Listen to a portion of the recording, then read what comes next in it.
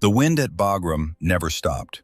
It came down from the Hindu Kush in long, dry waves, carrying dust that tasted like chalk and old bone. It crept under doors, through vents, into the barrels of weapons that hadn't been fired in days. It was a living thing, and it was patient. It had been waiting here for centuries. It would keep waiting long after the Americans left. Corporal Kira Callahan lay prone on the calibration range, her cheek welded to the stock of a Macmillan TAC-50. The rifle was absurd beside her. She was 5'4", lean and corded with the kind of muscle that came not from a gym, but from years of climbing ridgelines in Appalachian shale. The TAC-50 was 26 pounds of steel and fiberglass, a weapon designed for men twice her size. It looked ridiculous. She made it look natural. Her eye was locked to the scope. The world had shrunk to a circle of magnified light. At the far end of the range, 1,000 meters out, a steel plate stood in the heat shimmer like a ghost waiting to be called home. The air between her and the target was alive with mirage.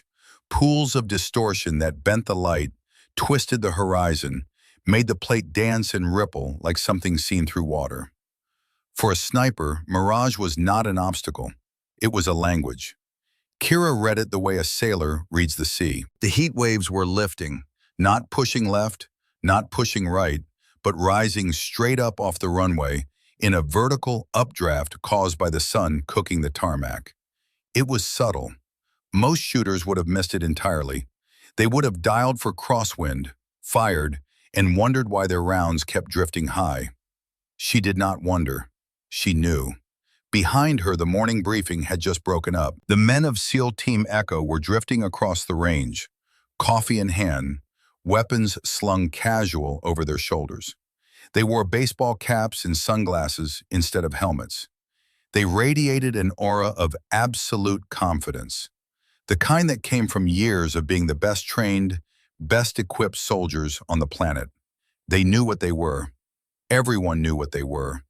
And they had already decided what she was. "Hey, sweetie." The voice belonged to Jake Holt, Breaker, the team's lead breacher. He was a slab of muscle and beard, 6'2", with hands like catcher's mitts. He stood with his arms crossed, flanked by two other operators, all of them watching her the way you watch a kid try to lift something too heavy. "You sure that cannon isn't going to snap your collarbone?" Kira did not blink, did not move. Her finger rested on the trigger guard, not the trigger. Never the trigger until the moment of the shot. Her breathing was a metronome. Inhale, pause, exhale, pause. The rhythm was so controlled, it was almost mechanical. "Leave her be, Breaker." The voice was older, rougher.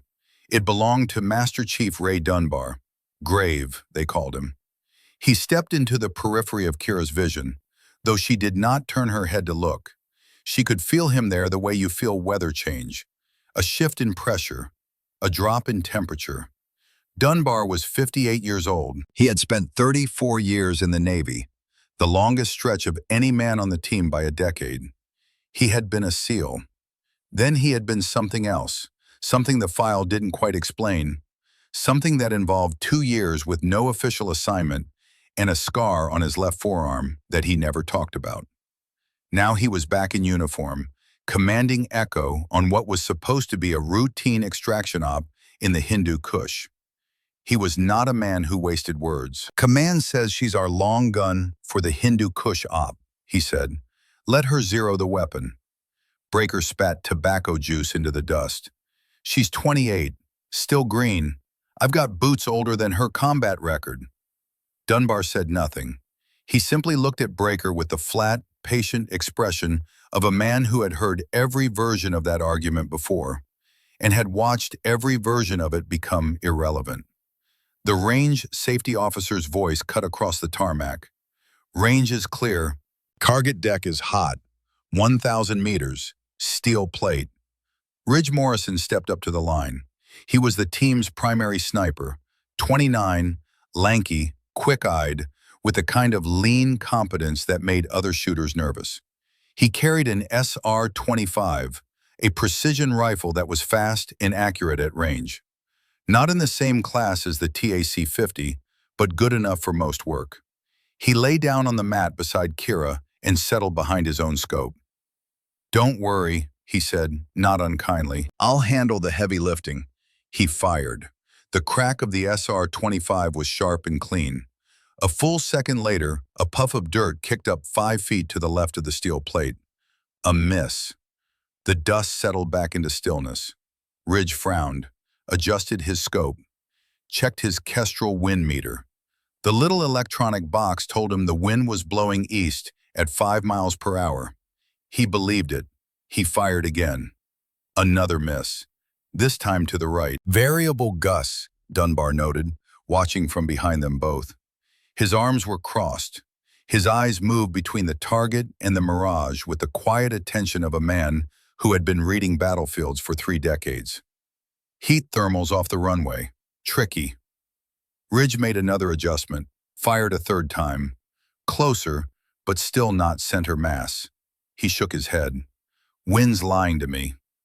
Kira had not fired a single round. She lay perfectly still, her eye locked to the scope, watching the air between her and the target the way a predator watches water for the movement of fish.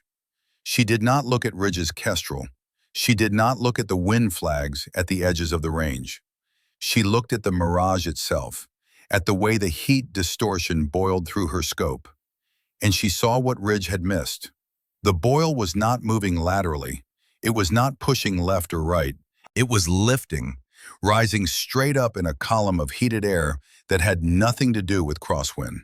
It was a localized thermal updraft, created by the sun heating the flat expanse of the runway. The wind meter was reading real data. But the real data was irrelevant. At this distance, with this updraft, a bullet fired at the crosswind correction would sail high every single time. The fix was not to dial windage. The fix was to hold under. She closed her eyes for 1 second, not to rest, to visualize. She saw the bullet's path, the arc of its flight, the way gravity would pull it down, the way the updraft would push it high. She calculated the hold point. She opened her eyes. Exhale. Pause.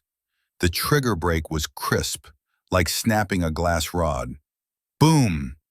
The recoil of the .50 caliber slammed into her shoulder, a violent, full-body shove that she absorbed with practiced biomechanics, her muscles already compensating before the bullet had traveled 50 meters. The concussive wave kicked up a cloud of dust around her, momentarily blinding the men standing behind her. A full 3 seconds passed before the sound arrived at the target. Clang! The bullet struck the steel plate dead center. The sound drifted back across the range, faint but unmistakable. Clean.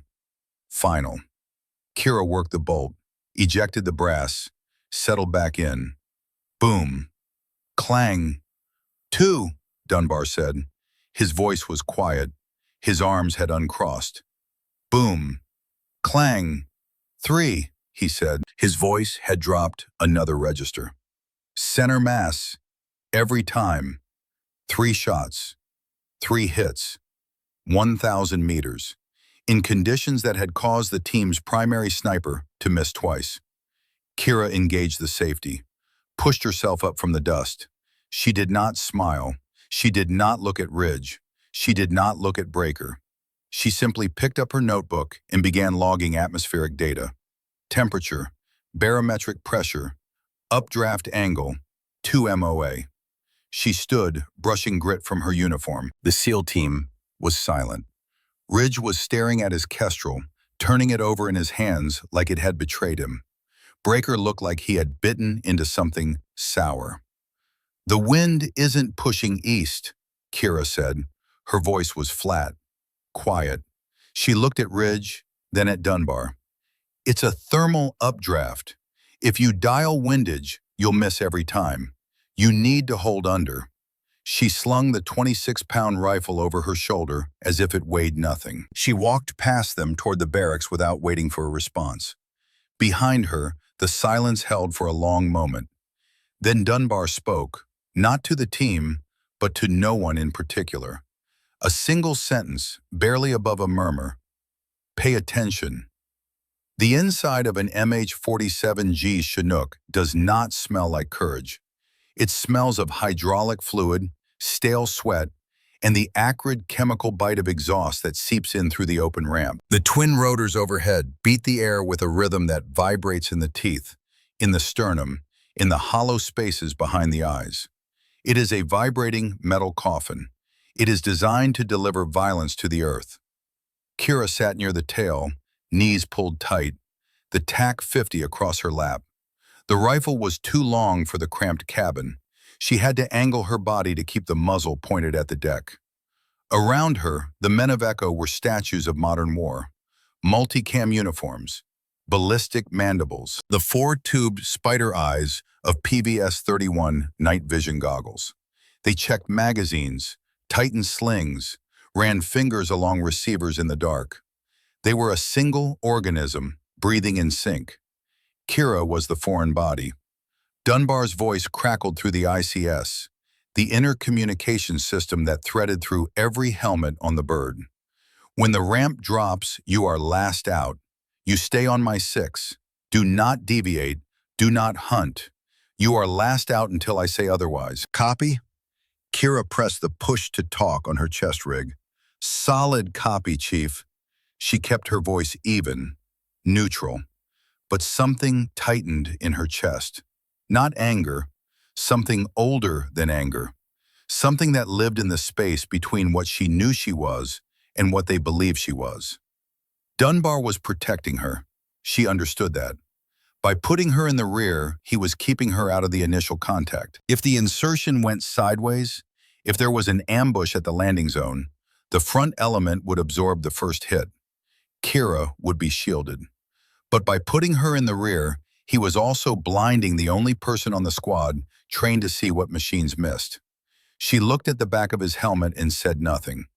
The crew chief held up 2 fingers. 2 minutes. The Chinook banked hard, pressing Kira into the nylon webbing of her seat. They were flying nap of the earth, contour chasing at 50 feet above the jagged peaks of the Hindu Kush, skimming ridgelines to stay below radar. The mountains here were ancient and indifferent. They had swallowed armies before. They would swallow armies again. Kira flipped her NVGs down.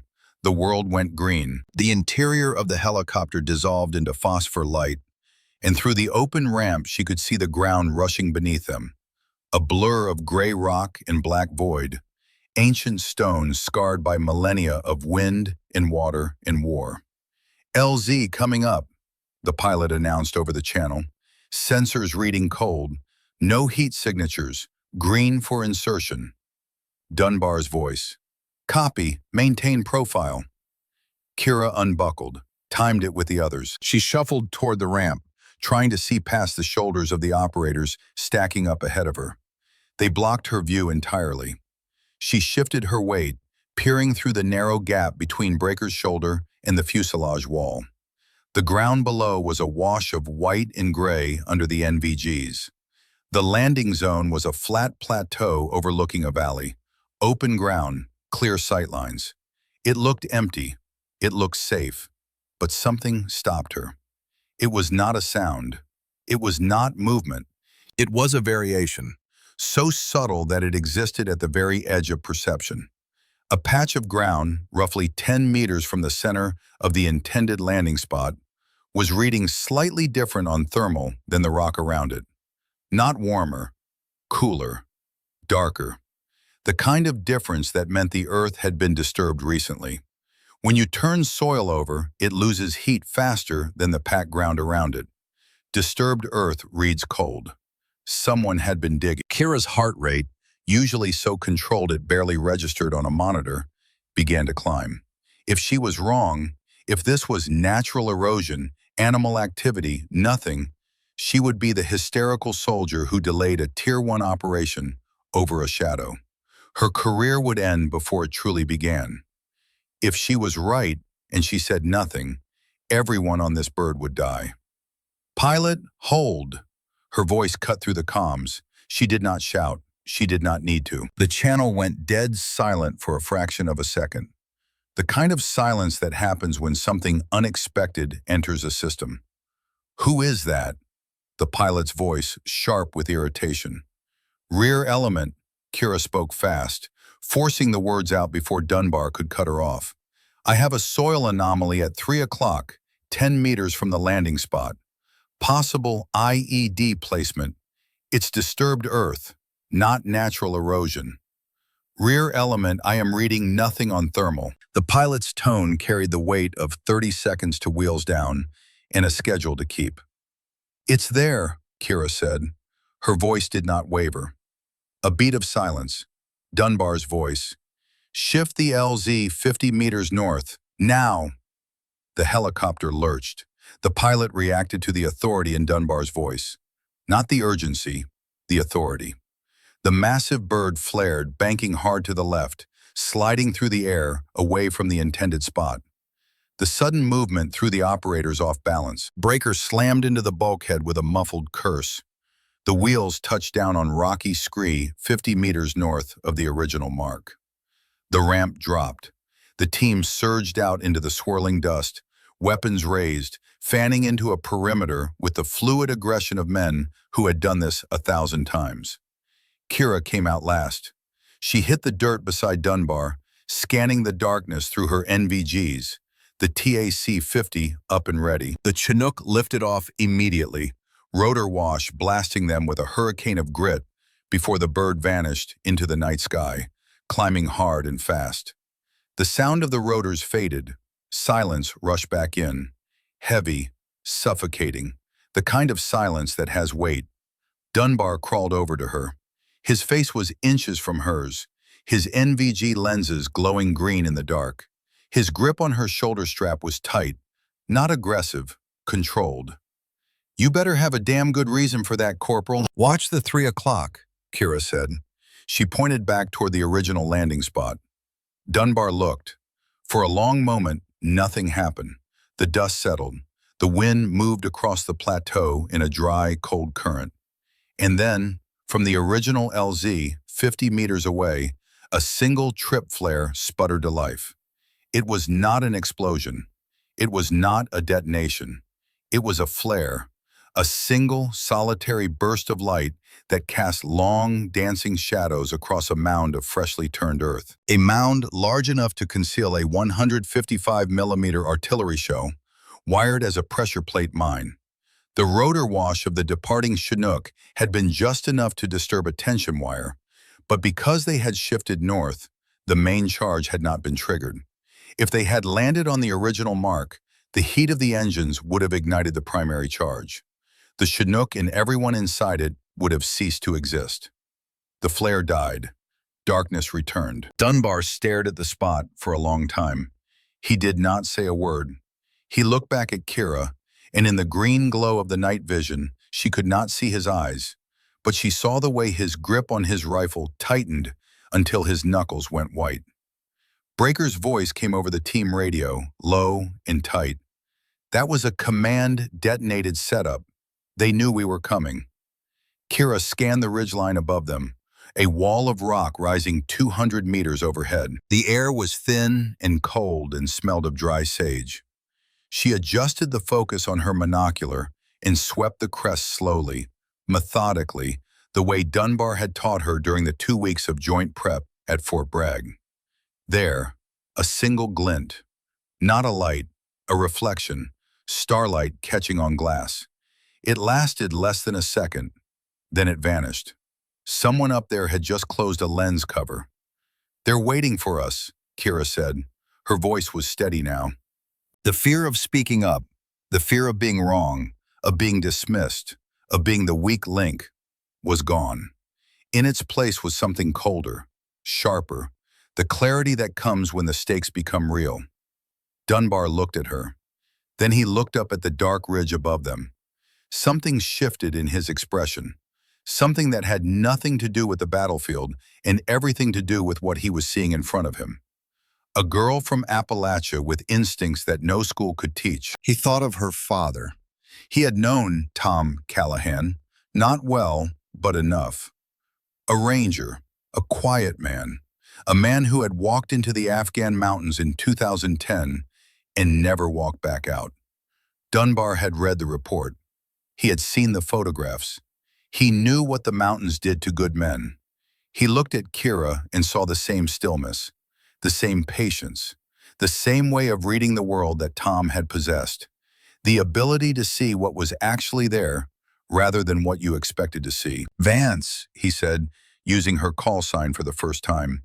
"Second position, right behind point. Keep your eyes open." She was not luggage anymore. She was the warning system, and the warning light was flashing red. The Hindu Kush did not care about elite training. It did not care about budget or technology or the trident pinned to a chest. It was granite in thin air and gravity, and it demanded a toll for every step. The mountains here were older than nations. They had ground empires to dust. They would grind this one too, in time. 2 hours into the patrol, the adrenaline from the near miss at the landing zone had burned off completely, leaving behind the cold, grinding reality of movement through hostile terrain at night. The team was navigating what the maps called the Green Zone, a strip of agricultural land hugging a dried riverbed, a tangle of irrigation ditches and waist-high mud walls and scrub brush that offered 1,000 places to hide, 1,000 places to die. Kira was suffering.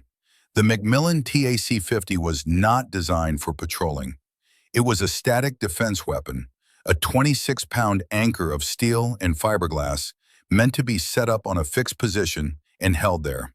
Carrying it through rough terrain was like carrying a fence post through a maze. With her day pack, ammunition, and ceramic armor plates, she was carrying nearly half her own body weight. Her lungs burned in the thin atmosphere, starved for oxygen at 8,000 feet. Every breath tasted like iron.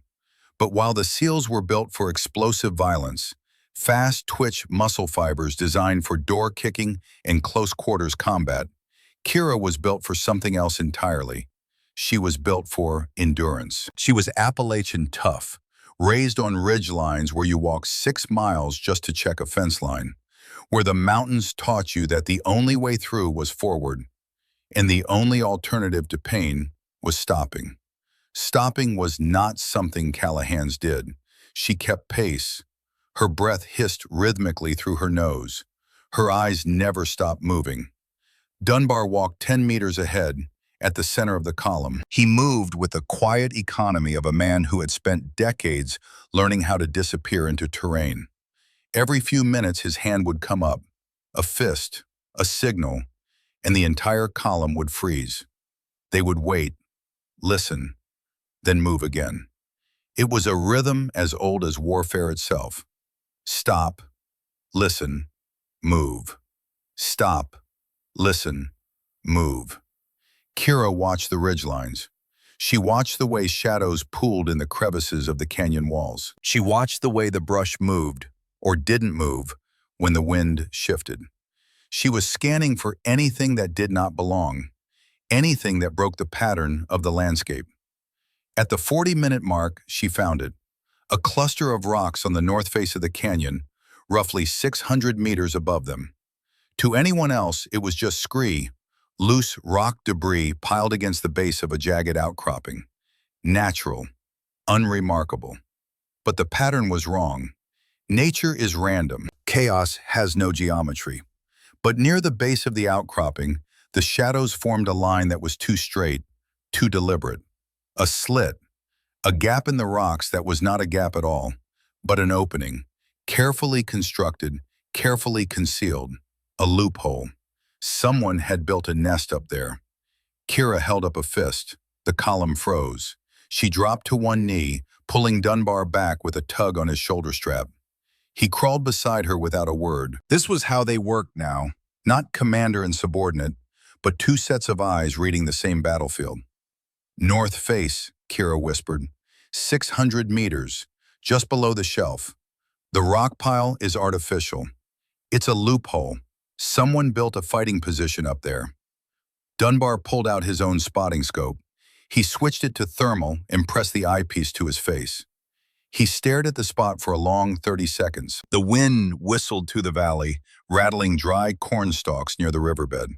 The night was cold enough that Kira's breath made thin clouds in the air. "Nothing on thermal," Dunbar said finally, lowering the optic. "Cold rock.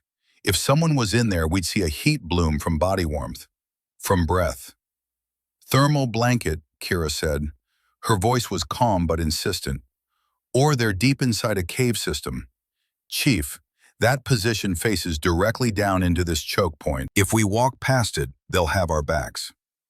Dunbar checked his wrist-mounted Garmin. They were 20 minutes behind schedule. The target compound, the Warlord's safe house, had to be hit before 0400, or they would lose the element of surprise. The extraction window was fixed. The birds would not wait. He looked at Kira. He looked up at the dark cliffs. In the green glow of the NVGs, the conflict in his expression was visible, the weight of two competing imperatives pressing against each other. Mission timeline against tactical risk. He keyed his radio. "Breaker, scan the ridge. Give me a clear or a contact." Breaker's voice came back almost instantly. "Clear, boss. Nothing moving up there." Dunbar turned back to Kira. "We push. Keep an eye on it. But we are not stopping. That's an order." Kira swallowed the protest that was rising in her throat. "Copy." They moved out. Kira walked with her body turned slightly sideways, her rifle awkward in her hands, keeping her eyes fixed on that dark slit in the rocks 600 meters above. It felt like walking past an open door in a bad neighborhood. She waited for the muzzle flash. She waited for the crack of a rifle that would be the last sound she ever heard. It didn't come. 30 minutes later, the silhouette of the village emerged from the darkness. A cluster of mud brick compounds surrounded by high walls, nestled against the base of the mountain. It looked medieval, silent, imposing, the kind of place that had been built to withstand siege, not to welcome visitors. Dunbar held up a fist. The column stopped. The team transitioned into close-quarters battle mode. Movements became fluid and silent, the choreography of men who had rehearsed this 100 times. They approached the main gate of the target compound. Breaker placed a kinetic charge on the lock and armed it. The detonation was muffled, a sharp thump that blew the gate inward. The SEALs flooded through the courtyard in a single wave, laser sights sweeping every corner, every doorway, every shadow. Kira entered last, holding the perimeter, the TAC-50 up and scanning the walls above them. She expected shouting. She expected gunfire. She expected the chaos of a raid that had found its target. Instead, there was only the sound of boots on packed dirt. "Building is clear," Breaker announced over the radio. His voice carried a note of confusion that was unusual for him. "No HVT, no guards, nothing." Dunbar walked into the center of the main room. It was a simple living space. Rugs on the floor, cushions scattered against the walls, a single bare bulb hanging from a wire overhead. He kicked a cushion with his boot. "Intel was solid," he said, his voice tight. "He was supposed to be here." Kira moved past him into a small kitchen area at the back of the compound. The air smelled of cardamom and wet wool, the scent of a home that had been lived in recently. She felt a strange warmth emanating from a low table in the corner. A silver tea kettle sat on a small tray, surrounded by glasses in a ceramic pot. She reached out and hovered her hand over the kettle. Not warm, hot. She poured a small amount onto the floor. Steam rose in a thin white curl, swirling in the cold air of the room. "Chief," her voice was barely a whisper. Dunbar turned. He saw the steam. He saw the kettle. He saw Kira's face, and something in her expression made him go still in a way that had nothing to do with tactical discipline. "They didn't just leave," Kira said. She looked around the room, feeling the weight of eyes she couldn't see. "They left 5 minutes ago, when we stopped to look at the ridge." The realization hit Dunbar like a physical blow. He understood immediately. The loophole on the cliff, the position that had faced directly down into the choke point. They hadn't been looking at a sniper hide. They had been looking at a spotter position. Someone had been watching the team from that exact spot. And when the team had paused to examine the cliff, the spotter had radioed ahead. "We're not the hunters," Kira said. She gripped her rifle tighter, and the hair on the back of her neck stood up in the cold air. "We're the bait." The RPG came without warning.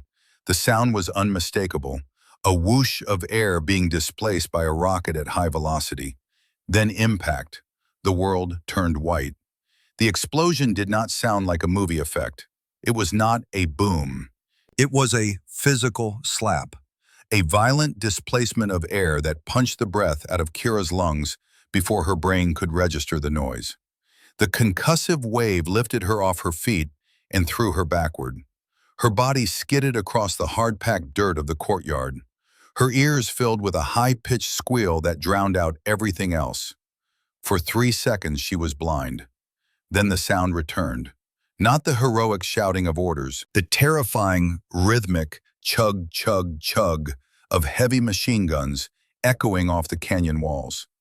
PKM fire, high caliber, contact from elevation. The sound came from everywhere and nowhere. The SEALs reacted with immediate aggression, pouring fire toward the ridgeline. Their suppressed rifles sounded like staple guns against the roaring thunder of the enemy's unsuppressed weaponry.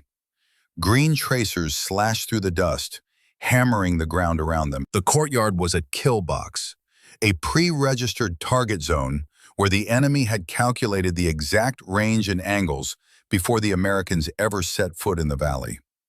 Kira scrambled to her knees, coughing up grit. She tried to move toward the main building, where the team was funneling toward hard cover. But the doorway was a fatal funnel. Rounds were chewing up the doorframe, turning it into splinters. Anyone who tried to cross that threshold would be cut in half. Through the swirling dust, she saw a breaker go down. The massive shape of Jake Holt collapsed like a building with its foundations cut. His leg was a ruin, shredded fabric and dark blood.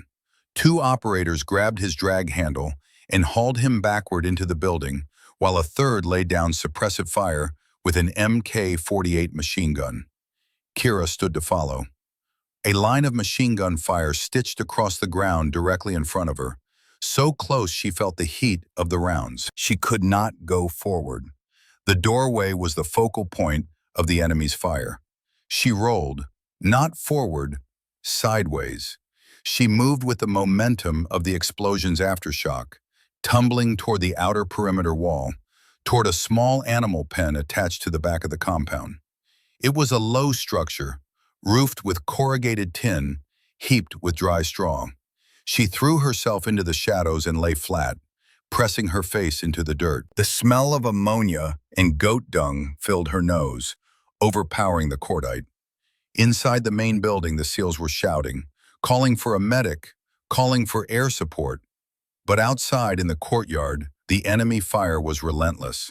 They were suppressing the building to keep the Americans pinned, while maneuver elements moved into position to finish them off.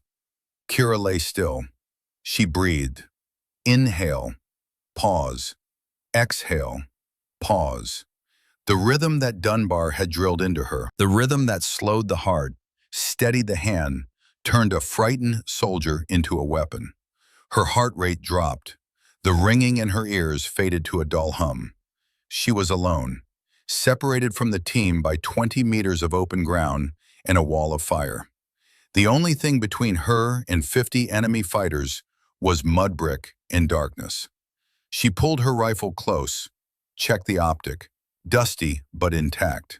She pressed her eye to the scope and looked up at the cliffs. The enemy thought they had won. They thought the Americans were all huddled inside the main building, waiting to die. They didn't know one was outside. They were comfortable up there, standing up, firing down with impunity, thinking they were untouchable at this distance. They were 1,200 meters away, too far for the SEALs' carbines. The angle was too steep. The math was too hard, unless you were a sniper. Kira extended the bipod legs of her rifle. She pushed the muzzle through a gap in the rotting wood of the pen. The physics of the shot flooded her mind. Angle of inclination, Coriolis effect, spindrift. The bullet would drop, but because she was shooting up at a steep angle, gravity would have less effect on the trajectory. She had to aim low. She had to hold under. She was not a soldier in that moment. She was not a girl. She was a biological computer processing a firing solution. Every variable fed into the equation: wind, range, elevation, temperature, the erratic beat of her own heart. She slowed the heart. She steadied the hand.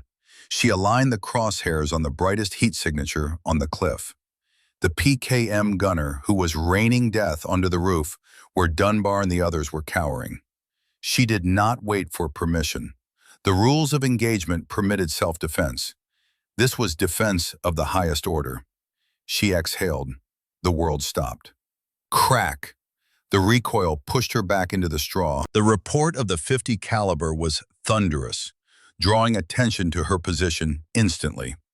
But at 1,200 meters, the physics of violence arrived before the sound. The PKM gunner simply ceased to exist. The heat signature vanished from her thermal view, replaced by a brief spray of cooling matter. The machine gun fell silent. For 1 second, the battlefield held its breath. Then the fire shifted. The tracers that had been hammering the main building swung toward the sheep pen. Kira racked the bolt. She was no longer hidden. She was the only target that mattered. One down, she whispered to herself. The sheep pen disintegrated around her. Bullets shredded the corrugated tin roof, turning it into a grid of ragged holes. She curled into a depression she had dug with her boots, pressing her body into the earth. The rounds snapped and cracked overhead like angry insects. Her radio crackled. Dunbar's voice, raw, desperate, but still in command. "Vance, status." "Still here," she coughed. "Taking effective fire." "Displace, you need to move." "Negative," she whispered. "If I stand up, I'm dead." Another RPG shrieked down from the cliffs. It hit the roof of the main building, collapsing part of the overhang. The shock wave knocked her sideways, rolling her against the outer wall. She lay there, breathing dust, listening to the battle she could not see. Inside the building, the SEALs were fighting to survive. Outside, the enemy fire was relentless, suppressing the building, pinning the Americans, waiting for the maneuver elements to close the distance and finish the job. Kira checked her rifle. The scope was clear. The magazine was full. She had rounds. She had a line of sight to the ridge. What she had to do was obvious. What it would cost her was something she chose not to think about. She shifted her position through the gap in the wooden slats. She looked up at the cliffs again. The enemy thought they had silenced her with volume of fire. They were wrong. She was not silenced. She was hunting. She brought her eye to the scope.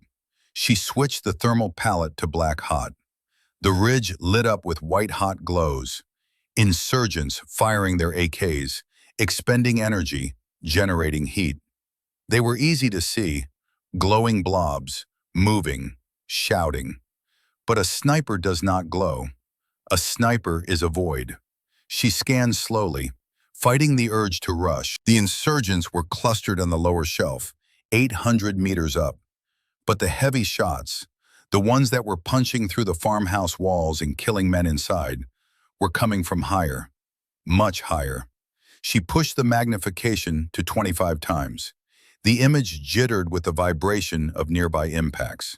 She forced her breathing to stabilize the reticle. There, high on the crest, near a jagged spine of granite, nothing. No heat signature, no movement. But the air was wrong. Through the high-end optics, she saw a faint distortion, not the heat of a body, the heat of gas. A suppressor traps the exploding propellant gases of a gunshot, but it gets hot, very hot. After 3 shots, a suppressor becomes a beacon on thermal imaging, unless you wrap it. This shooter had wrapped his barrel, but he could not hide the mirage. Every time the heavy thump echoed off the canyon walls, a tiny, almost invisible ripple of heat waved in front of a dark fissure in the rocks. "I see him," Kira whispered. She keyed her radio. "Chief, I have the sniper. Elevation 1,200. Reference the Twin Peaks. Drop down 50 meters. Vertical fissure in the rock face. Deep shadow. He's shooting through a loophole. Dunbar's voice came back immediately. Can you take the shot? Kira adjusted her turret, ranged it with the reticle. 1,250 meters. Angle of fire, 40 degrees incline. She had the distance, she had the wind hold, but as she centered the crosshairs on the fissure, she stopped. The fissure was narrow. The enemy sniper was not sitting out in the open. He was deep inside a cave or a crevice, shooting through a loophole just big enough for his barrel. From her position in the sheep pen, she was looking up at him from a shallow angle. She could not see into the hole. She could only see the rock face around it. Negative, she said. The realization hit her like cold water. I have no angle. He's keyholed deep in the rock. I can't hit him from the valley floor. Thump. Another round punched through the farmhouse wall. A scream echoed from inside the building. Vance, Dunbar said. His voice was stripped of everything but urgency. If you don't kill him, he is going to pick us apart until there is nothing left to bury. Kira pulled her eye away from the scope. She looked at the cliff face to her right. It rose up, jagged, exposed, fractured, leading to a narrow shelf about 300 meters above the valley floor. From that shelf, the geometry of the battlefield would change entirely. She would be able to look down into the fissure. She would have the angle. If she stayed in the sheep pen, she was safe. Relatively. The enemy sniper wanted the SEALs. He wanted the men in the building. She was low priority. If she climbed, she would be exposed to every gun on the mountain. But if she didn't climb, Dunbar was going to die. And the men with him. And the war would continue without them. And no one would ever know what happened here, in this valley, on this night. Kira looked at the cliff. She looked at her rifle. She looked at the open ground between the sheep pen and the base of the rock face. 50 meters of pure exposure crossed under fire. She tightened her bootlaces. Cover me, she whispered into the radio. She burst from the straw. The 50 meters between the sheep pen and the cliff face were the longest seconds of Kira Callahan's life. She did not run like a soldier. She ran like a deer, fast, low, desperate, her body moving on instinct rather than training. The mountain erupted around her. Dirt geysers kicked up in chaotic sprays as a K-47 fire rained down from the high ground. She did not look up. She did not look back. She fixed her eyes on a dark fissure at the base of the granite wall and threw herself into it. She hit the rock hard. The impact knocked the wind out of her. She scrambled into the narrow crevice, pressing her back against cold stone, gasping for air. Her heart hammered against her ribs like something trying to break out. Vance! Dunbar's voice was frantic in her ear. Report! At the base, she wheezed, starting the ascent. She looked up. The cliff was not a clean wall. It was a jagged, fractured mess of shale and limestone, rising steeply toward the narrow shelf above. Class 4 terrain, steep enough to require hands, but not vertical enough for ropes. With the weight of her armor, ammunition, and the TAC-50 strapped across her back, it felt like free solo climbing with an anvil around her neck. She reached up, found a handhold. The rock was sharp, biting into her gloves. She pulled. The climb was brutal. Every time she lifted her weight, the rifle dug into her spine like a fist. 10 meters. 20. Below her, the battle raged. The sound of gunfire was different up here. Detached, echoing off the canyon walls like thunder rolling in a jar. She could see the tracers crossing in the courtyard, a deadly web of light. The SEALs were fighting for their lives, trapped in a burning building, and she was climbing a mountain to save them. She focused on the rock in front of her face. 3 points of contact. Hand, foot, move. Hand, foot, move. Sweat stung her eyes. Her muscles burned with lactic acid. The thin air at altitude made every breath feel like breathing through a straw. At 40 meters, disaster struck. She reached for a protruding slab of gray rock, tested it with her weight. It felt solid. She committed, pulling herself up, shifting her center of gravity onto the slab. Crack! The rock sheared off in a single clean break, like a tooth pulled from a jaw. Kira's right hand flew back, grasping at empty air. Her body swung violently to the left, the weight of the rifle acting as a pendulum. Her left boot scraped uselessly against smooth stone. She fell for a heartbeat, a single, terrible moment of weightlessness, and then she was sliding down the face of the cliff, her chest slamming into the rock, her fingers clawing desperately at the shale. She stopped 5 meters down. Her boot caught on a stubborn root of scrub brush growing out of a crack in the stone. The dislodged slab tumbled down the cliff face below her, clattering against rock before smashing into the scree at the bottom. The sound echoed through the valley, louder than a gunshot in the momentary lull of the firefight. Kira froze. She did not breathe. She did not blink. She pressed her face into the lichen-covered rock and became part of the mountain. Below, the machine gun fire from the ridge shifted. The enemy had heard the rock fall. A line of bullets strafed the cliff face, searching. Dust puffed up 10 feet to her right, then 10 feet to her left. They were shooting blind, probing for movement. The human eye is drawn to motion. So she died. Not literally, but tactically. She forced her body to go limp, surrendering to the uncomfortable position. Her leg was cramped, twisted at a bad angle.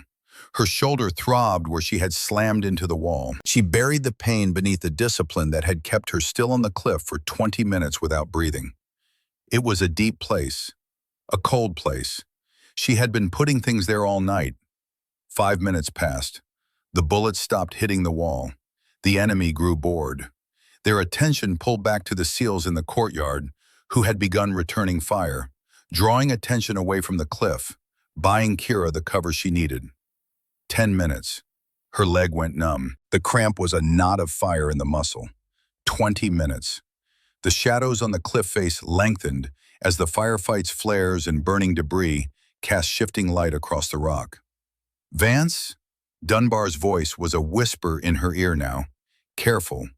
Quiet. You still with us? Moving, she replied. Her voice was dry as dust. She resumed the climb.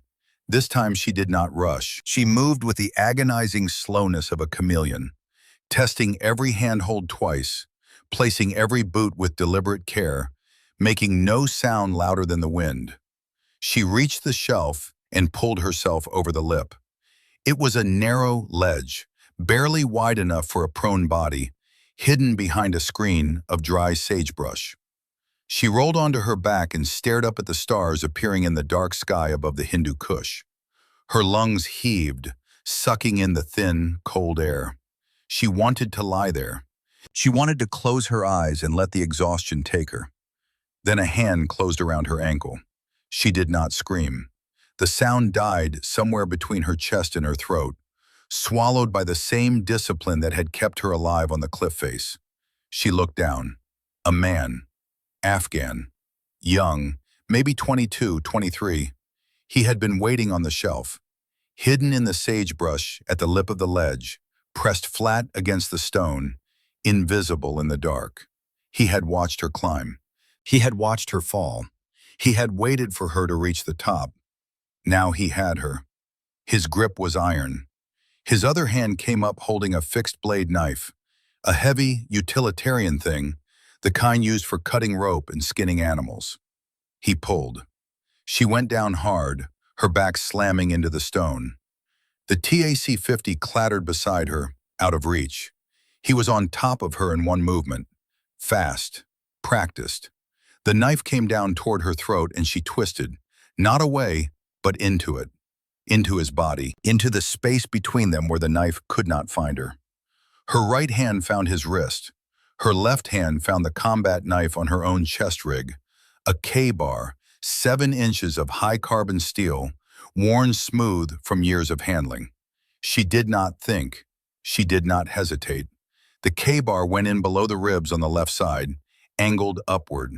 She felt the resistance of muscle, then the give, then warmth, his blood flooding over her hand, over the handle of the knife, pooling in the hollow of her collarbone. The man's grip on her ankle loosened. His knife hand dropped. He made a sound, not a scream, a breath, a single quiet exhalation, like a man releasing something he had been holding for a very long time. He went still. Kira lay on the cold stone and stared up at the stars. She could feel his weight against her, slumped sideways, his blood still flowing in a slow, warm pulse against her hip. She looked at her hand, at the K-bar, at the blood that covered both. She had killed men before, from 1,000 meters away, from inside a scope, clean, mathematical, a variable solved, a problem removed from an equation. This was not that. This was intimate. This was close enough to feel his breath on her face, close enough to see the whites of his eyes in the starlight, close enough to feel the exact moment his body stopped being a living thing and became simply weight, simply mass, simply stone. She pulled the K-bar free, wiped it on his clothes, sheathed it without looking down. She did not feel sick. She did not feel horror. She felt something colder than either. A numbness that settled into the center of her chest like a stone dropped into still water. And she knew, with the quiet certainty of someone who has just crossed a line that cannot be uncrossed, that she would carry this moment with her for the rest of her life. She pushed the body off the shelf. It rolled twice and fell into the darkness below. She did not watch it land. She rolled onto her stomach. She dragged the TAC-50 around. She deployed the bipod legs, settling them into the dirt. She cleared the scope covers. She brought the optic to her eye and looked across the valley. The angle had changed. She was no longer looking up at the enemy ridge from below. She was parallel to it, slightly lower, but close enough in elevation that the geometry of the shot was entirely different. She scanned the dark fissure where the enemy ghost had been hiding. From this new position, the loophole was no longer a black void. She could see into the shadow. She could see the barrel of a heavy rifle resting on a tripod deep inside the cave. She could see the heat signature of the shooter, a glowing red shape hunched over the stock, utterly still, utterly patient. And behind the shooter, deeper in the cave, was another heat signature, smaller, hunched, holding binoculars, a spotter. And behind the spotter, stacked against the cave wall, were glowing rectangular shapes, ammo crates, explosives. Kira realized with a cold jolt that she was not just hunting a sniper. She was looking at a fortified munitions cache. She keyed her radio. "Chief, I found him, but he brought friends, and there's ordnance in there, a lot of it." Dunbar's voice came back, stripped, urgent. "Can you destroy it?" Kira looked at her magazine. She had loaded match rounds, solid lead and copper, designed for precision. Great for accuracy, useless for blowing things up. But she had one magazine of MK211 Ralph's rounds, high explosive, incendiary, armor-piercing. The rounds that did everything. She reached for her pouch, swapped the magazine with practice speed. The metallic click of the new magazine seating sounded impossibly loud in the returning silence. "Stand by," she said. "I'm going to light a fire." Kira did not rush the shot. Rushing was how snipers died. It was how they missed. It was how a single moment of impatience undid minutes of patience. How a finger twitched too early and a bullet sailed wide and gave away a position that took 20 minutes to establish. Dunbar had beaten this into her at Fort Bragg, standing behind her on the range in the Virginia heat, his voice a low rumble in her ear. "The gun does not care how scared you are. The wind does not care how much time you have. The only thing in the world that you control is the moment between the decision and the trigger break. Own that moment. Everything else is noise." She owned it now. The MK211 round was already chambered. She had loaded the first round by hand, snapped it into the receiver with deliberate care, feeling the cartridge seat with the precision of a jeweler setting a stone. The round was a killing thing, a 50 caliber projectile containing an explosive core, an ignition compound, and an armor-piercing tungsten tip. Upon impact with a hard surface, it would detonate. The explosive yield was small, a flash and a crack, not a fireball. But if it hit the ammunition crates stacked against the cave wall, the chemistry would change entirely. The MK211 would ignite the ordnance, and the ordnance would do the rest. She settled the crosshairs on the ammo crates. 1,250 meters, 40-degree incline, wind from the northwest at 3 knots. She could feel it on the back of her neck, cold and thin. She calculated the hold point. The bullet would travel for roughly 2.5 seconds before impact. In that time, it would drop, but the incline would partially compensate. She held under, dialed the windage a quarter turn to the left. Her breathing slowed. The world outside the scope ceased to exist. There was only the circle of magnified light, the glowing shapes of the ammunition crates, and the crosshair reticle floating in the center of her vision like a targeting system from a machine that had no heartbeat and no fear. Exhale. Pause. The trigger broke like a whisper. Crack. The recoil pushed her back. The concussive blast of the 50 caliber rattled the sagebrush around her.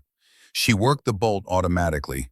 Eject, chamber, settle, but she did not fire again. She kept her eye on the scope. 2.5 seconds. The MK211 struck the face of the cave at the edge of the ammo stack. A flash, white and sharp, like a camera firing in a dark room. Then a half second of nothing. Then the ordnance detonated. The explosion was not cinematic.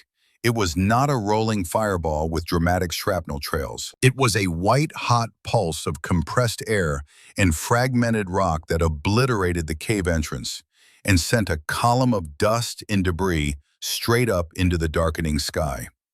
The shock wave reached the shelf where Kira lay a full second after the explosion.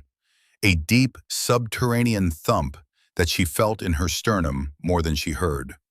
The enemy sniper was gone. The spotter was gone. The cache was gone. And with it, the heavy shots that had been picking apart the farmhouse in the valley below simply stopped. The silence that followed was enormous.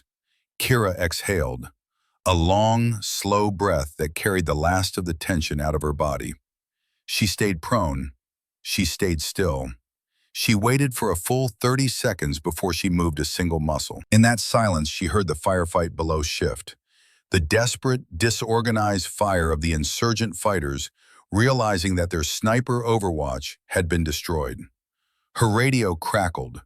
Dunbar's voice, still raw, still tight, but with something new underneath it. Relief.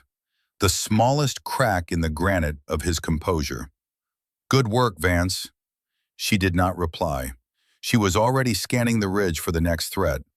Below, the battle was far from over. The insurgent fighters on the lower cliff, the ones manning the PKM positions that had pinned the SEALs in the courtyard, had not simply vanished because their sniper was dead.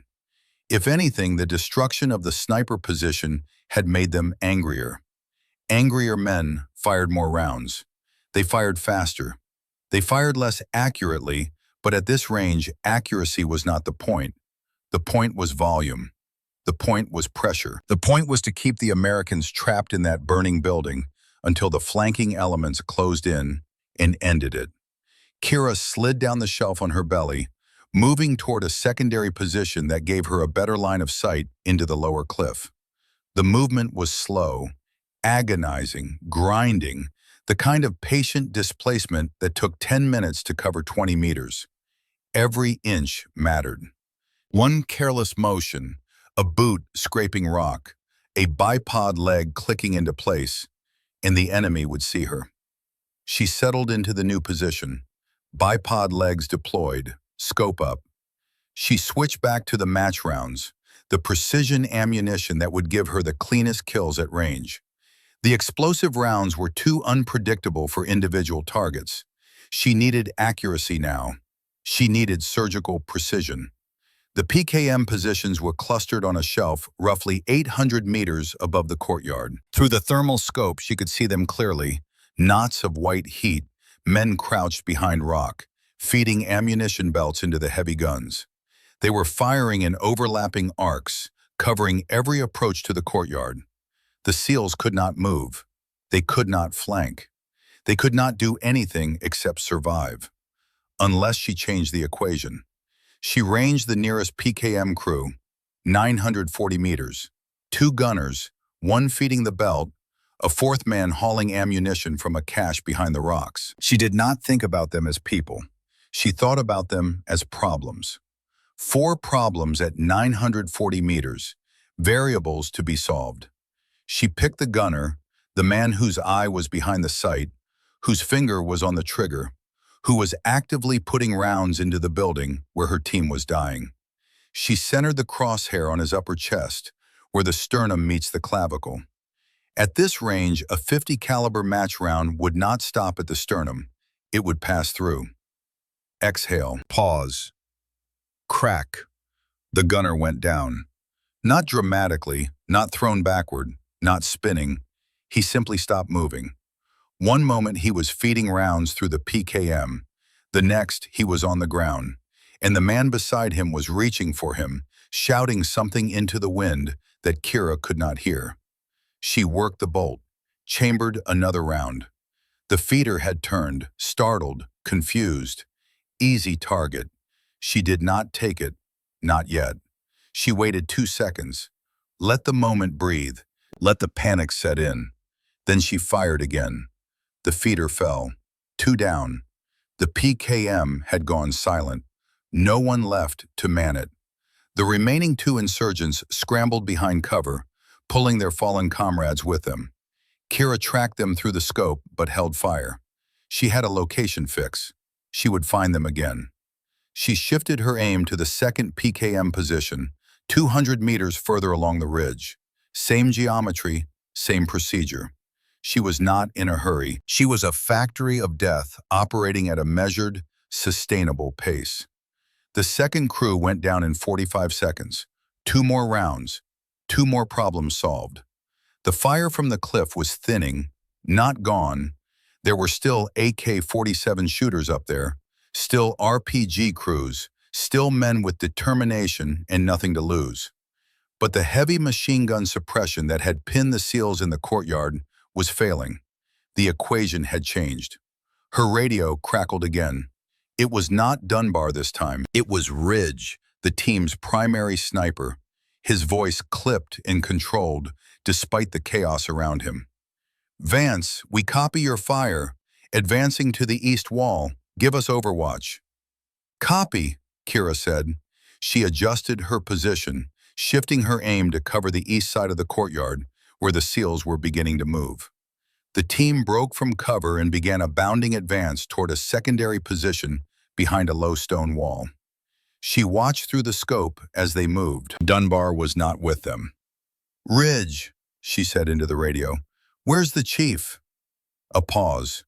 Ridge's voice came back, and something in it told Kira everything she needed to know before he spoke. He took shrapnel, neck wound, arterial bleed. Medic is working him now, but we need to get him out of this courtyard. He's not moving. Kira's hands did not shake. Her breathing did not change. The grief, because it was grief, even if Dunbar was still alive, because in that moment she felt the weight of a man she had known for only 2 weeks, pressing down on her chest like a stone. She buried it deep. There would be time for grief later.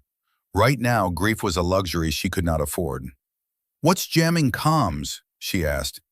Something on the ridge, high-gain antenna, probably Toyota with a jammer rig.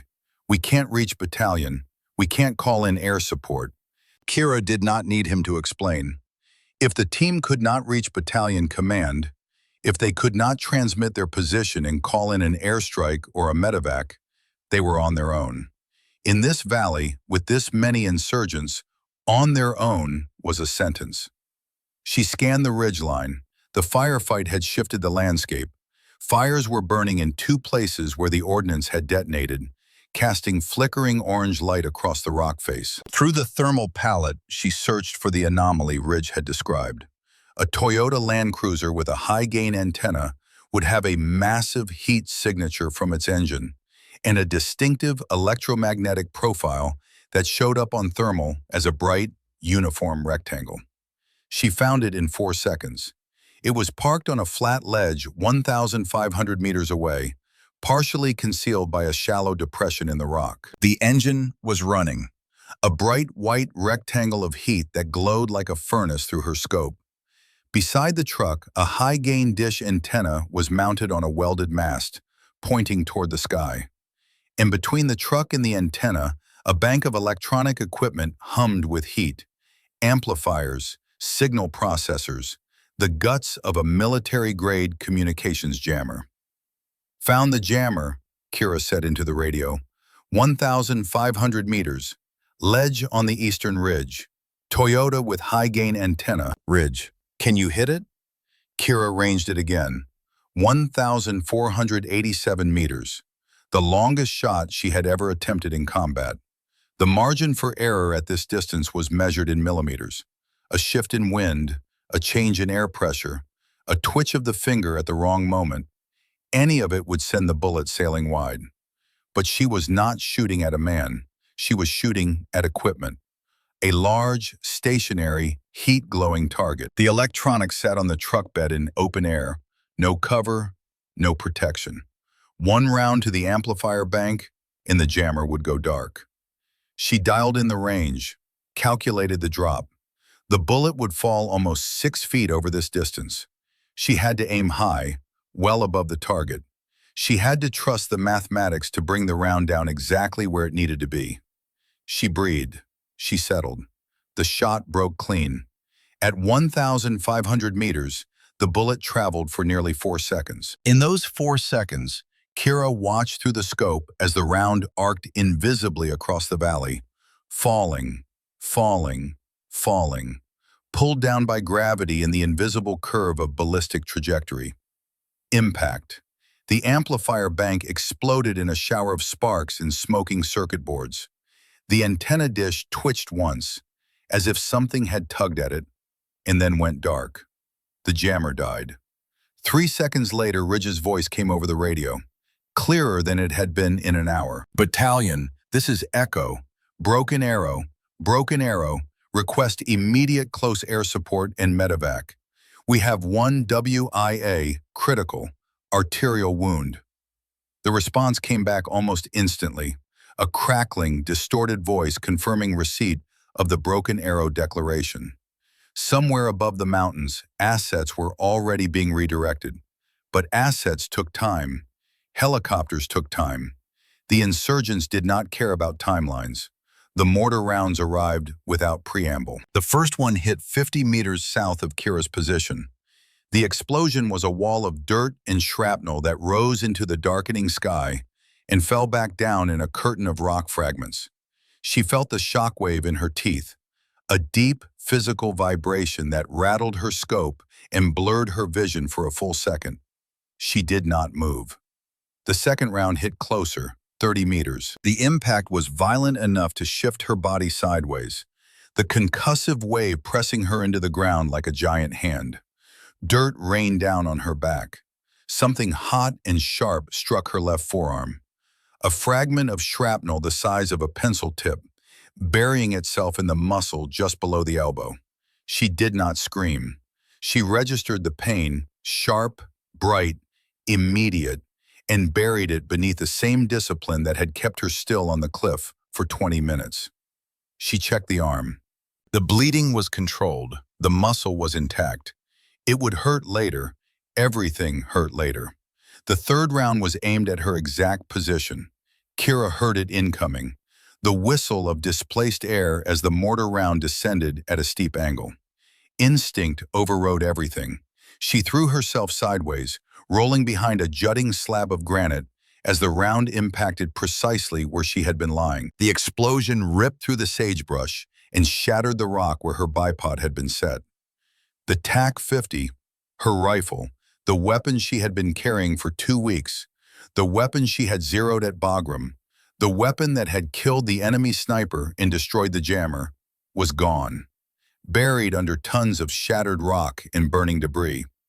For one full second, Kira lay behind the granite slab and stared at the smoking crater where she had been. The scope was destroyed.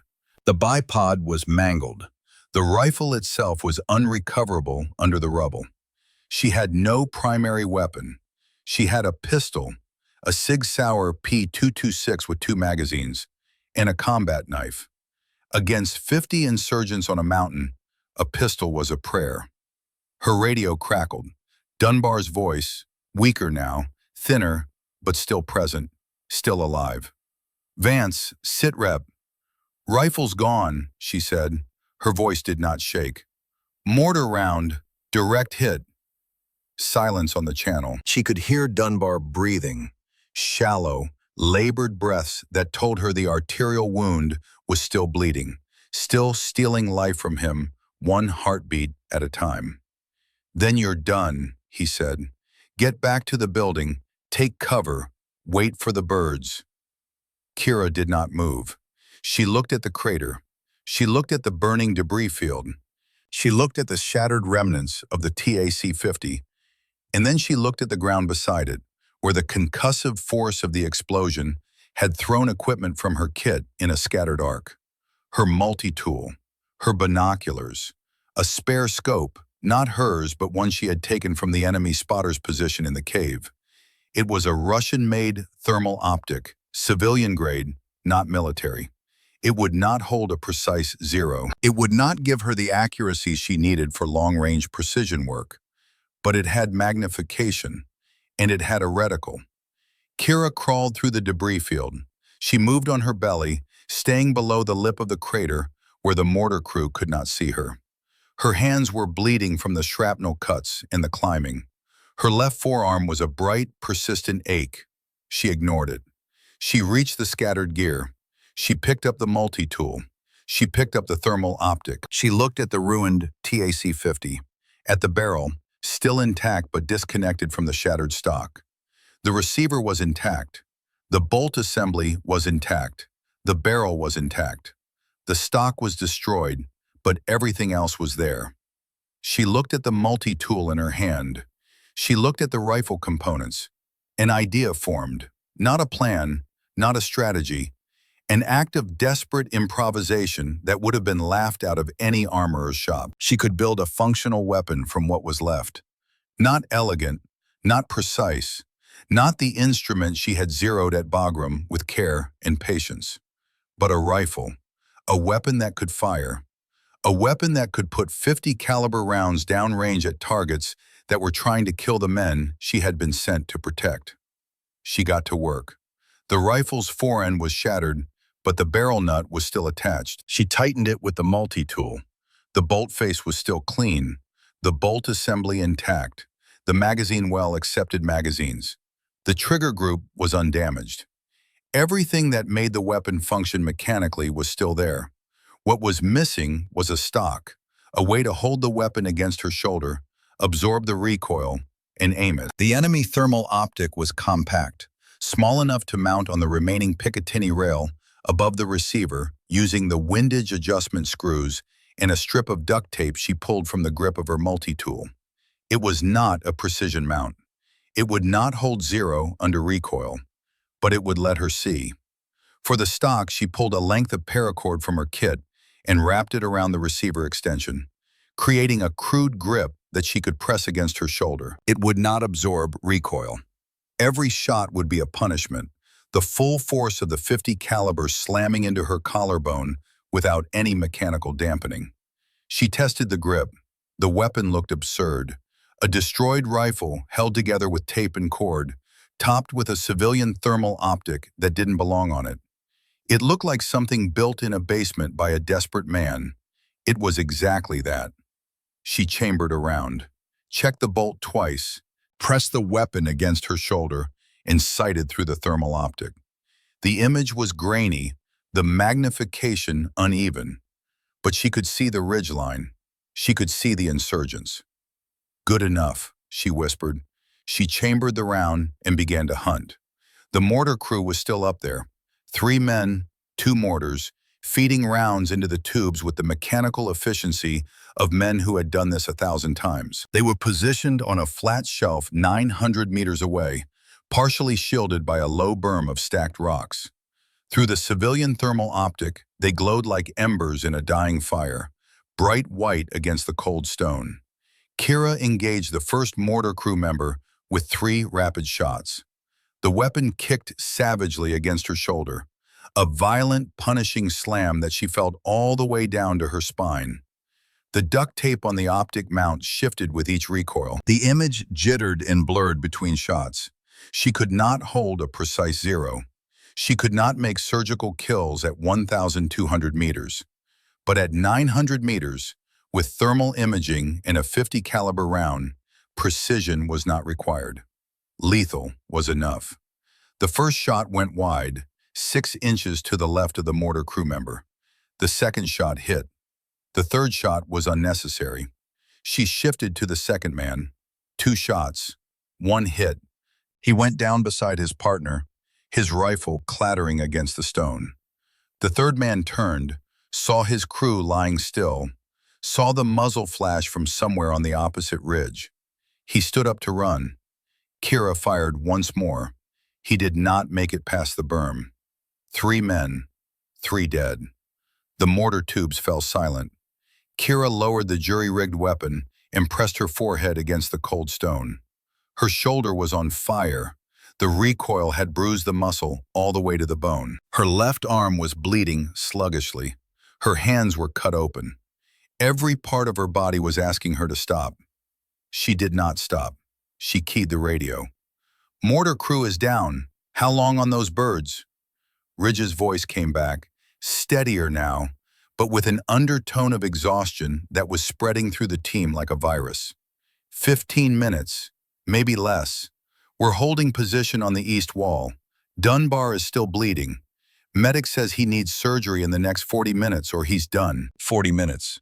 Kira had 15 minutes before the helicopters arrived.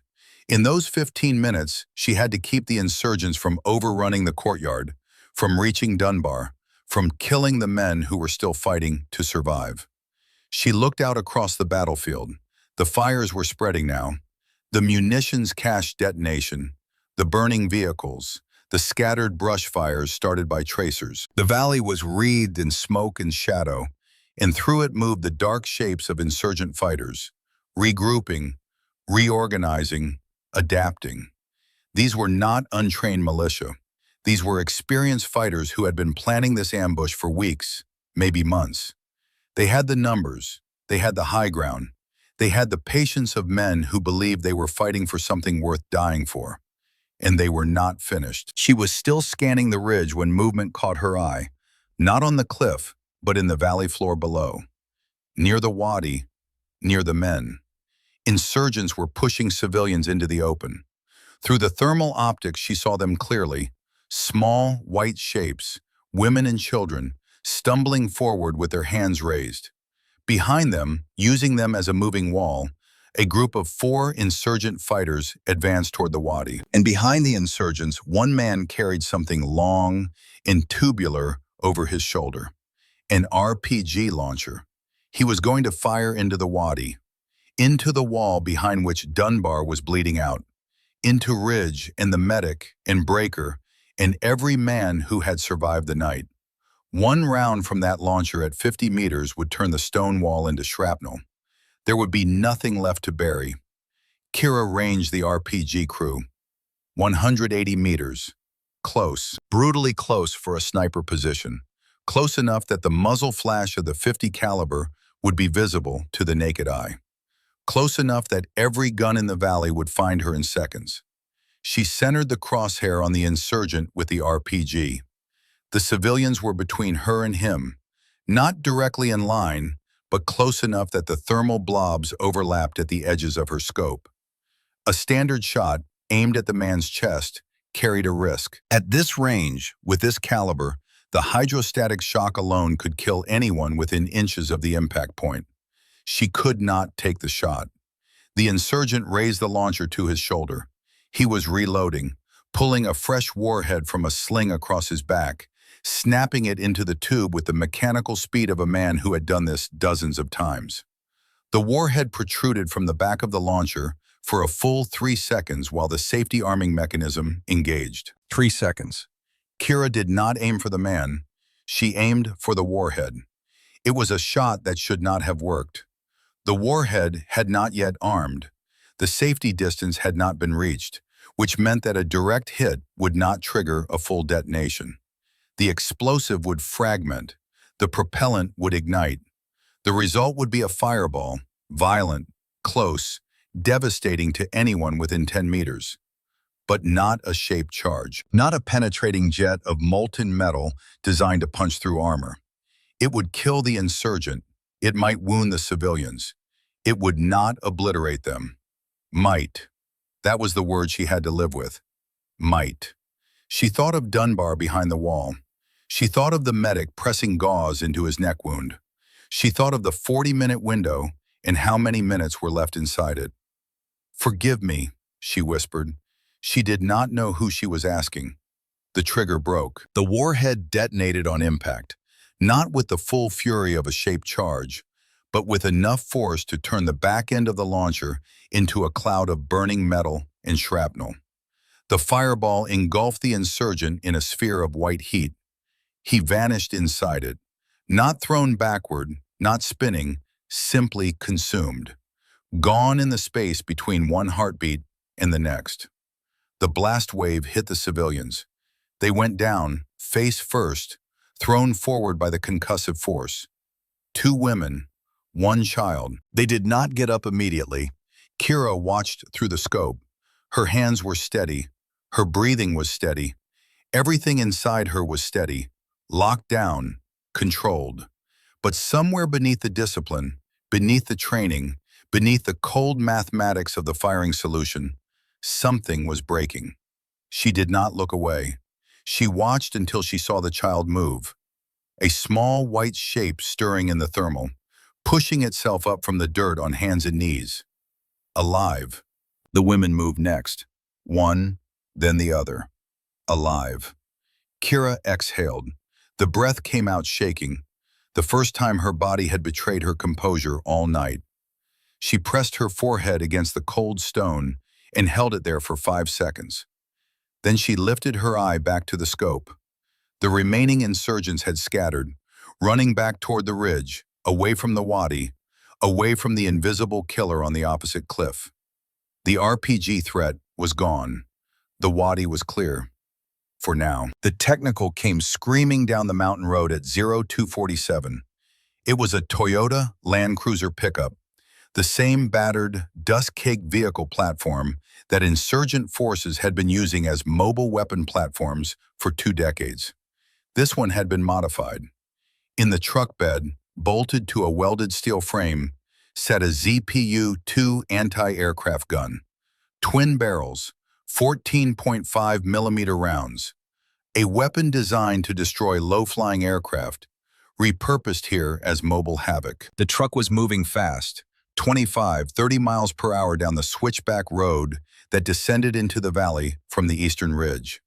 It was heading directly for the wadi, the shallow, dry riverbed where the SEALs had established their secondary position. If the technical reached the wadi, the ZPU-2 would tear through the stone wall and every man behind it in seconds. Kira saw it through the thermal optic as a smear of white heat. Engine, exhaust, the twin barrels of the ZPU glowing dull red from residual heat. It was moving fast enough that the image was blurred, jumping from frame to frame as the truck navigated the switchbacks. "Echo, this is Vance." She keyed the radio. Her voice was calm, deliberately, forcefully calm, the way Dunbar had taught her. "I have a technical inbound on the eastern approach, ZPU-2 mounted, heading for the wadi, ETA 4 minutes. Ridge's voice, sharp. "Can you stop it?" Kira ranged the truck. It was already at 2,200 meters and closing fast. At 30 miles per hour on a switchback road, the truck would cover the remaining distance in roughly 4 minutes. She had to hit it now, while it was still far enough away that the ZPU-2 could not depress its barrels to engage her position. But 2,200 meters was not a shot she could make with a jury-rigged weapon and a civilian thermal optic. The margin of error at that distance was enormous, and the truck was moving. A moving target required a lead calculation that depended on precise knowledge of the vehicle's speed and trajectory. She did not have that precision. Not with this weapon. Not with this optic. She watched the switchback road. The truck was descending in a series of hairpin turns. Left, right, left. Each turn slowed it down. Each turn brought it into a predictable position for a fraction of a second, where it would be nearly stationary as the driver reversed the steering input. She waited. The truck hit the second-to-last switchback. The brakes lit up white on the thermal, the driver decelerating to make the turn. For approximately 3 seconds, the vehicle would be nearly stationary, broadside to Kira's position. That was her window. Range, 2,400 meters, nearly a mile and a half, with a destroyed weapon and a civilian optic. The longest shot of the war. The longest shot of her life. An act that any armorer, any instructor, any rational person would have called impossible. Kira did not think about impossible. She thought about the men in the wadi. She thought about Dunbar bleeding out on the floor of a burning farmhouse. She thought about her father, Tom Callahan, Army Ranger, a man who had walked into these same mountains 14 years ago and never come home. She thought about what it meant to do the thing that needed doing, regardless of the odds. The truck hit the switchback. The brake lights flared white. The vehicle stopped. Kira held the crosshairs on the engine compartment. At this distance, with this weapon, she could not guarantee a hit on a specific component. She could not aim for the fuel line, or the driver, or the ZPU mount. She could only aim at the center of mass of the truck and hope that a .50 caliber armor-piercing round would find something vital. She exhaled. The shot broke. The recoil was brutal, worse than before, because her shoulder was already destroyed, already a mass of bruised muscle and inflamed tissue. She bit down on the pain and watched the scope. The bullet traveled for nearly 5 seconds at this range, an eternity in the time frame of combat. She tracked the truck through the optic, watching it sit on the switchback, waiting. Impact. The round struck the engine compartment. At 2,400 meters, even an armor-piercing round had lost significant velocity. It punched through the radiator and block but did not shatter them. The engine seized. A geyser of steam and coolant erupted from the hood. The truck shuddered and died. But the ZPU crew was already moving. 2 men swung the twin barrels of the anti-aircraft gun toward Kira's general position on the ridge. They did not have her exact location. They fired in suppression, massive, shaking bursts of 14.5 millimeter fire that tore into the ridgeline hundreds of meters to her left, turning rock into powder.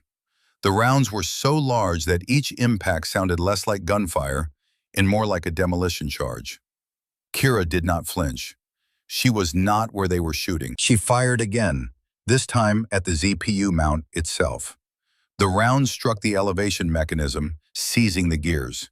The twin barrels locked in place, pointed uselessly at the sky. A third shot hit one of the gunners. The ZPU fell silent. The truck sat on the switchback, smoking, disabled, its engine dead and its gun destroyed. It would not reach the wadi. Kira lowered the weapon. Her shoulder was a ruin. Her left arm had gone half numb. The jury-rigged stock had come loose on the last shot. The paracord had frayed from the repeated punishment of recoil. She held the rifle together with her hands, squeezing the grip to keep it from falling apart. She was shaking, not from fear, from the accumulated physical trauma of everything her body had endured in the last 2 hours. The climb, the fall, the mortar round, the shrapnel, the recoil. Her muscles were beginning to fail. Her vision was tunneling.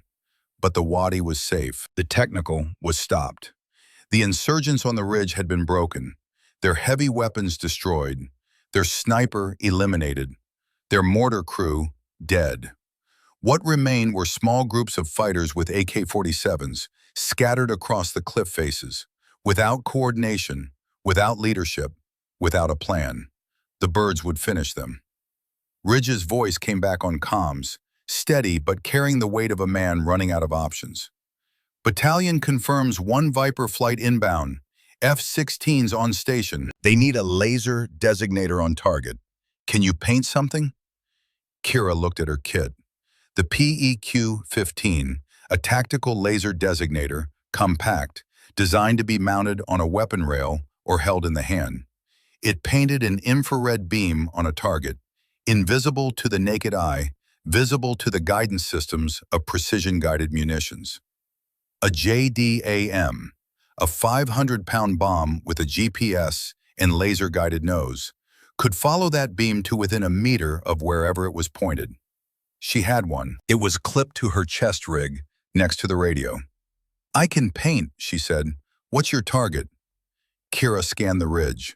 The insurgents were regrouping, pulling back toward a fortified position on the eastern crest, above the switchback road. It was the last defensible ground on the mountain. If they held it, the helicopters could not safely extract. If they held it long enough, the flanking elements would circle back and hit the wadi from 2 directions. She ranged the position, 600 meters from the wadi. Close, dangerously close. A 500-pound JDAM had a fragmentation radius, the zone within which the shrapnel could kill or wound an unprotected person. The Mk-82 warhead produced lethal fragments out to roughly 150 meters in all directions. The wadi, where Dunbar was lying, was inside that radius. Kira did the math. She ran it twice. The numbers did not change. If she painted the target and the bomb hit, the blast would destroy the insurgent position. It would also send shrapnel into the wadi. Dunbar was behind a stone wall, not armored concrete, not a bunker. A dry stack wall of rocks that a man had built 100 years ago to keep goats from wandering into a field. It would not stop a Mark 82. "Vance?"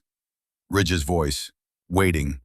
She thought about it for exactly 2 seconds. 2 seconds in which she weighed the life of one man, a man she had known for 2 weeks, a man who had seen her father's ghost in her eyes and given her the chance to walk into the same darkness, against the survival of every man in the wadi, including Dunbar himself.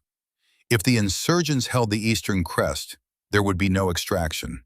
There would be no surgery. Dunbar would bleed out in 40 minutes regardless. Breaker would die of shock. Ridge would fight until his magazines ran dry. And then he would fight with his hands. And then he would be dead. The bomb was the only way out. "I have a target," Kira said. Her voice did not shake. "Eastern crest, main insurgent position, 600 meters from the wadi." A pause. Ridge understood the geometry. He understood what 600 meters meant relative to the fragmentation radius. He understood that Kira was telling him she was going to call in a bomb that could kill Dunbar. "Copy," he said. Nothing else. No argument, no prayer, just the word. Kira unclipped the PEQ-15. She crawled forward on the ridge until she found a position with a clear line of sight to the eastern crest. She was exposed here. No cover, no concealment, just stone and starlight. If anyone on the ridge looked up at the right moment, they would see her. She mounted the PEQ-15 on the jury-rigged rifle, powered it on. The infrared beam was invisible. She could not see it through the optic, only know that it was there, painting a dot of light on the insurgent position that was visible only to the guidance system of a bomb falling from 30,000 feet. Her radio crackled. The F-16 pilot, call sign Razor, his voice clipped and professional, stripped of everything except the information that mattered. "Razor has visual on laser designator. Confirmed target is a valid military objective." "Confirmed," Ridge said. "Enemy fortified position. Multiple combatants." "Razor confirms release in 10 seconds. All ground units, stand by for impact." Kira held the PEQ-15 steady. The beam was locked in the eastern crest. She pressed her body flat against the stone, making herself as small as possible, as if that would help. A Mark 82 did not care how small you made yourself. Physics did not negotiate. The F-16 pilot's voice came back, calm, precise, the voice of a man who had done this 100 times and would do it 100 more. Razor, weapon away. The bomb was falling now, guided by GPS and by the laser beam that Kira was painting on the target. It would take approximately 8 seconds to reach the ground from release altitude. In those 8 seconds, Ridge's voice came over comms one more time. "Vance, are you clear of the blast radius?" Kira looked down at the wadi. She looked at the distance between her position and the target. She calculated. She knew the answer. She had known it before she painted the target. She was not clear. She was well within the fragmentation envelope. If the bomb detonated as expected, the shrapnel would reach her position. It might not kill her. She was far enough that the fragments would be small, dispersed, losing velocity. Might not. The same word she had used when she fired at the warhead. She keyed the radio. Her voice was steady, flat. The voice of a soldier giving a status report. "I'm clear." She lied. The bomb hit. The world did not end with a bang. It ended with a sound that had no name in any language. A deep, primordial percussion that came from somewhere beneath the earth itself. The ground bucked. The stone beneath Kira's body heaved upward and slammed back down. The shockwave hit her a fraction of a second later. A wall of compressed air that pressed her into the rock so hard she felt her ribs creak. Debris rained down. Rock fragments, dust. A piece of burning metal the size of a dinner plate sailed overhead, close enough that she felt the heat on the back of her neck. It struck the ground behind her with a sound like a hammer on an anvil. Silence. Not real silence. The ringing in her ears filled the void. A high-pitched, all-consuming tone that drowned everything else. She lay flat, pressing her face into the stone, and waited for the ringing to fade. It took 10 seconds, then 20. Then the world began to return. The wind, the crackle of fires, the distant, confused shouting of insurgents who had just watched their fortified position disappear. The eastern crest was gone. Where the insurgent position had been, there was now a crater, a dark, smoking wound in the mountainside. No movement, no gunfire, no threats. Kira pushed herself up onto her hands and knees. She checked her body. Left arm, still bleeding, still swollen. Shoulder, destroyed. Hands, cut open. She ran her fingers along her ribs. Bruised, possibly cracked, not broken. She could breathe without blood in her mouth. That was enough. She keyed the radio. Her voice was raw, scraped thin by the concussive force of the blast, but it carried. "Echo, this is Vance. Target destroyed. Eastern crest is clear. Extraction window is open." Ridge's voice came back, and this time the tone was different. Not the clipped efficiency of a man managing a crisis. Something slower, something that carried weight. "Copy that, Vance.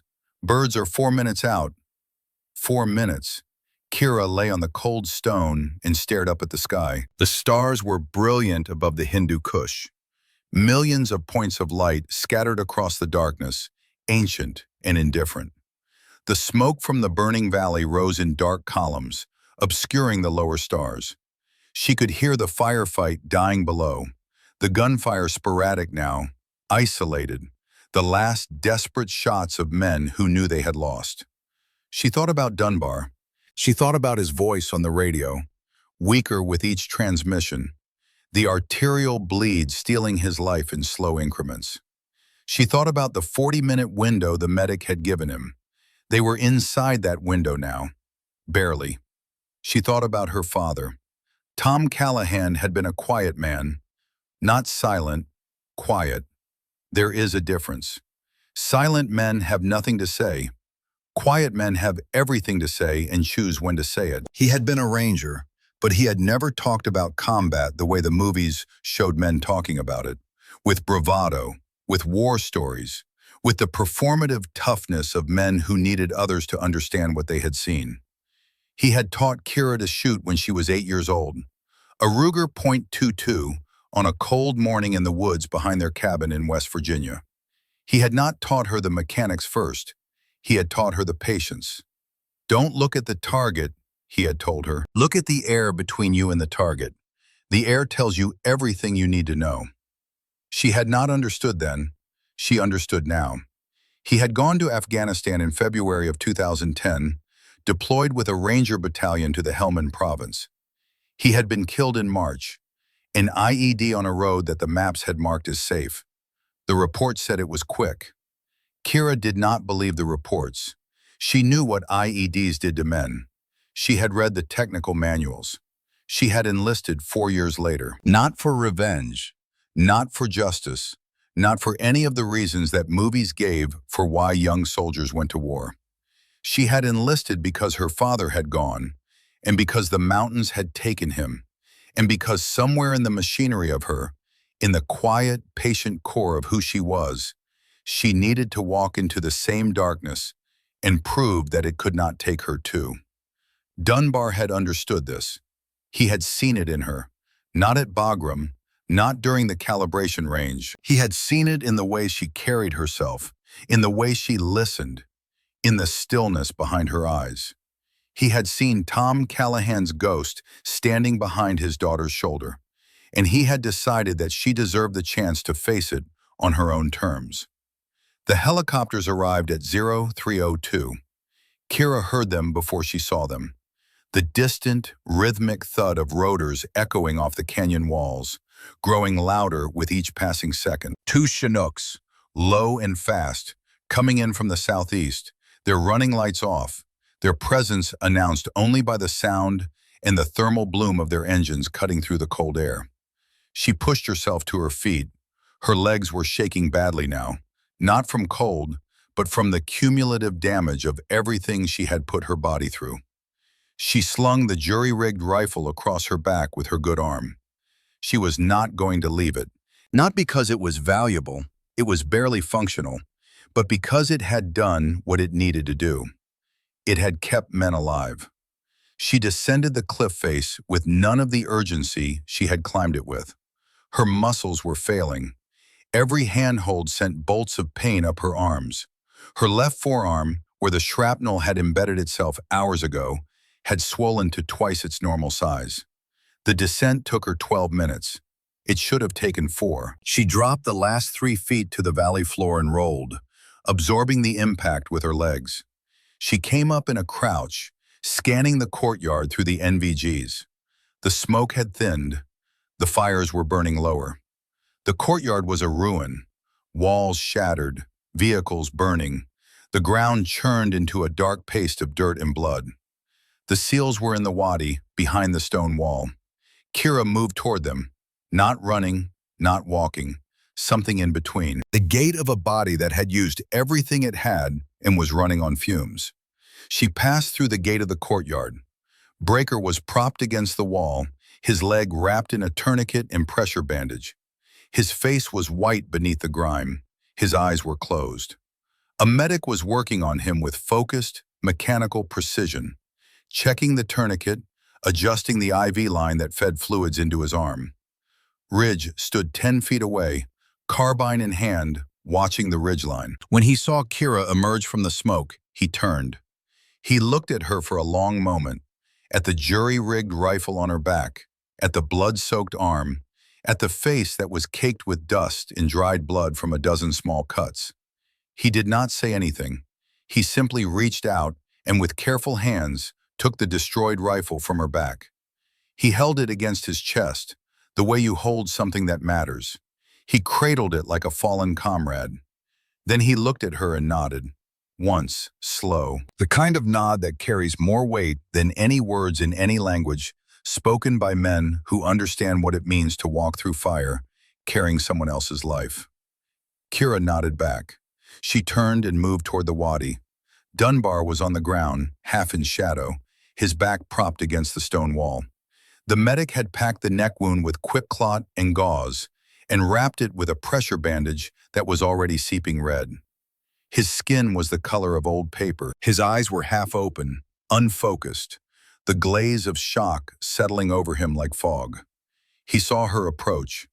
His eyes sharpened, just for a second, just enough. "Vance," he whispered. His voice was barely audible above the sound of the approaching helicopters. "I'm here, Chief." "How bad?" "The wadi is clear. Technical is down. Birds are here." He smiled. It was not a happy smile. It was the smile of a man who had made a bet with the universe and won, but only barely. "Your rifle?" he asked. "Gone. Mortar round." His smile widened. "But you kept shooting." "I kept shooting." He looked at her for a long time. The helicopters were overhead now, the downdraft blasting them with a hurricane of grit, the ramp of the lead Chinook dropping open like a jaw. The flight medics were already running, stretchers in hand, moving toward Dunbar with the urgent efficiency of men who understood that every second counted. Dunbar reached out with his good hand and grabbed Kira's wrist. His grip was weak, nothing like the iron control she had felt at the landing zone, but it was deliberate, intentional. "Tom would be proud," he said. Kira looked at him. She did not speak. The words were too large for the moment, too heavy for the smoke and the noise and the blood and the long, brutal night.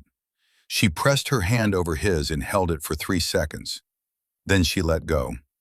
The flight medics moved in. They lifted Dunbar onto the stretcher with practiced care, keeping the neck wound immobilized, maintaining the IV line.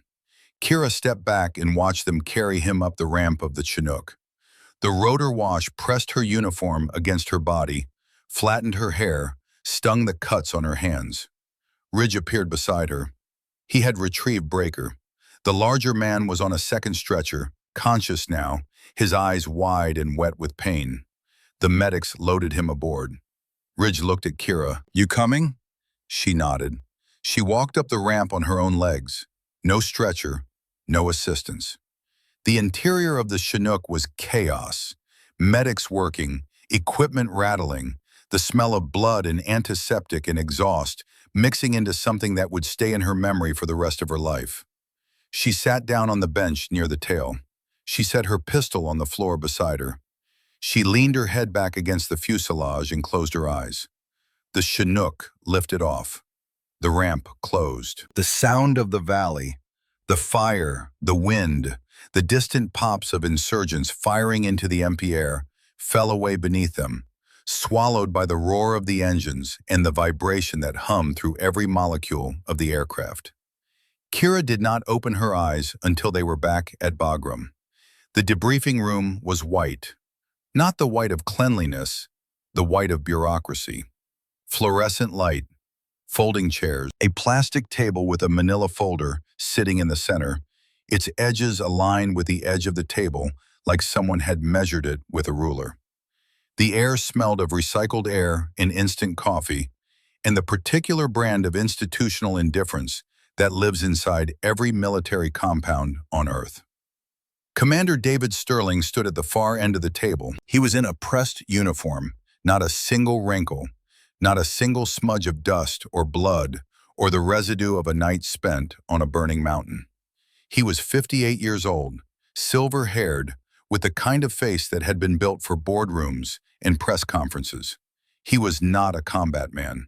He was a systems man, a man who understood how institutions protected themselves. Kira sat in a folding chair. Her left arm was wrapped in a pressure bandage from elbow to wrist. Her shoulder was immobilized in a sling. A medic had cleaned the cuts on her hands and face, but she could still feel the grit embedded in the creases of her knuckles. She had not slept. She had not eaten. She had been here for 40 minutes, and Sterling had not yet said a single word directly to her. He was reading the report, a manila folder, 14 pages, the official account of what had happened in the Hindu Kush between 0130 and 0302 on a Tuesday night. Kira had read it once. A copy had been left on the table in front of her when she arrived. The report was precise, clinical. It detailed the insertion, the IED detection, the ambush, the firefight. It listed the enemy weapons destroyed, the insurgents neutralized, the broken arrow declaration, the extraction. It did not mention her name. Not once. Not in the summary, not in the tactical narrative, not in the list of actions taken. The report attributed every action to echo element, the collective, the team, the unit. No individual was singled out. No individual was credited. Corporal Kira Callahan had killed the enemy sniper, had destroyed the communications jammer, had rebuilt a destroyed weapon from debris and used it to eliminate the mortar crew and disable the technical, had called in the JDAM that broke the insurgent position, had done every single thing that kept the team alive through the longest night of the war. And the report said, Echo element engaged and neutralized enemy position using organic fires and close air support. Sterling closed the folder. He looked at Kira for the first time, not with hostility, with something quieter than that, something that was almost regret, if regret could wear a pressed uniform.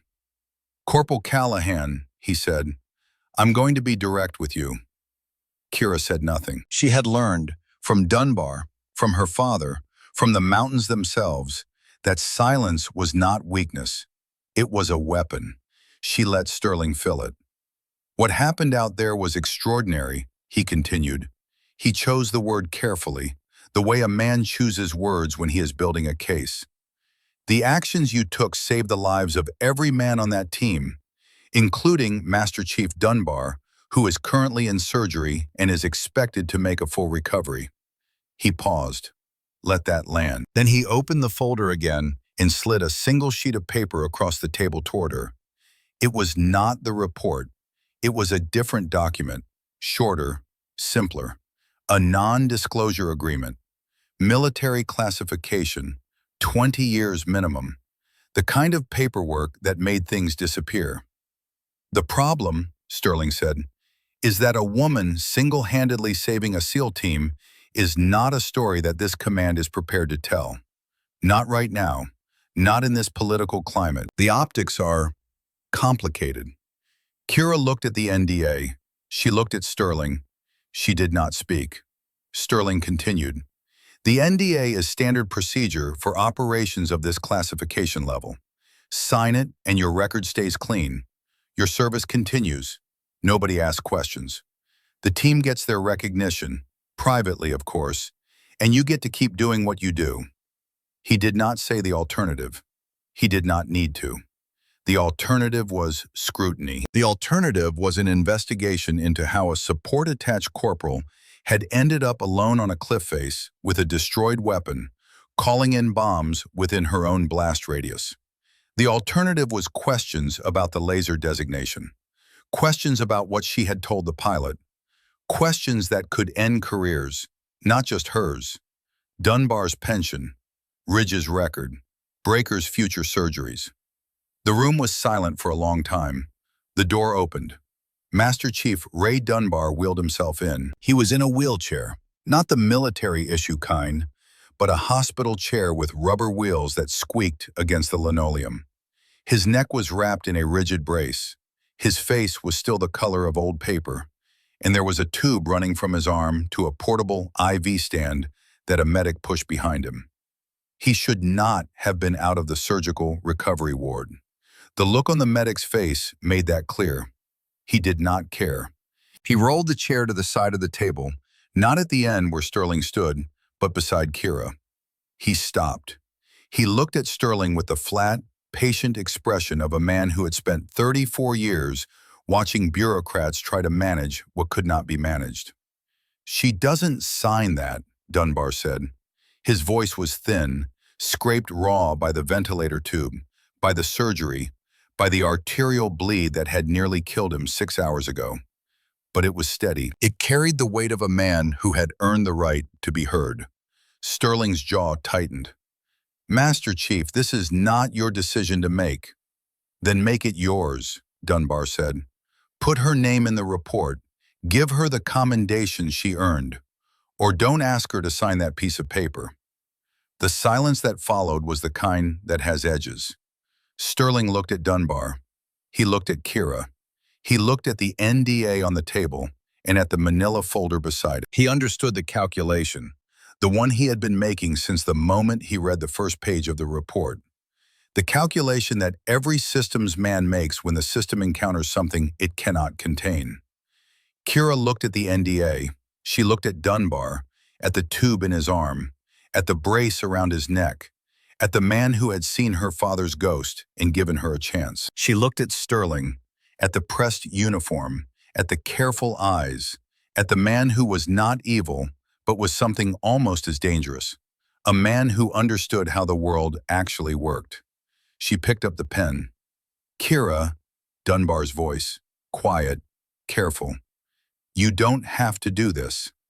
She looked at him, and for the first time since the night began, since the calibration range, since the Chinook, since the sheep pen in the cliff, and the knife, and the mortar round and the bomb, she smiled. It was small, tired, the smile of a woman who had walked through something that no training manual prepares you for, and had come out the other side not broken, but changed. Permanently. Irreversibly. It doesn't matter, Chief, she said. Her voice was quiet, steady, the same voice she used when she was reading the Mirage at 1,000 meters. You know what I did. The guys know. That's enough. She signed the NDA. The signature was clean, unhesitant. The pen did not shake. She set it down on the table. She stood. She did not look at Sterling. She looked at Dunbar, and she touched his shoulder, lightly, with her good hand. The way you touch someone when the words are too heavy to say out loud. See you around, Grave, she said. It was the first time she had used his call sign. Dunbar looked up at her. He did not speak. He did not need to. The nod he gave her was not a military nod, not the sharp, crisp acknowledgement of a superior officer. It was something older than that, something that had nothing to do with rank or protocol or the machinery of war. It was the nod of a man passing something forward, a piece of himself, a piece of what he had learned in 34 years of walking into the dark and coming back out again. Kira walked to the door. She stopped, her hand on the frame. She did not turn around. Outside, the Afghan night was cold and vast and indifferent. The wind came down from the Hindu Kush in long, dry waves, carrying dust that tasted like chalk and old bone. The runway lights stretched into the darkness, a thin line of human order imposed on a landscape that had been here long before any of them and would be here long after. She stood in the doorway and breathed the cold air and felt the weight of everything she carried, not the rifle, not the armor, not the wounds, the other weight. The invisible weight that soldiers carry when they do the thing that needs to be done, and no one will ever know they did it. She was not a hero. Heroes got medals. Heroes got parades. Heroes got their names in the record. She was a needle, sharp, invisible, and necessary.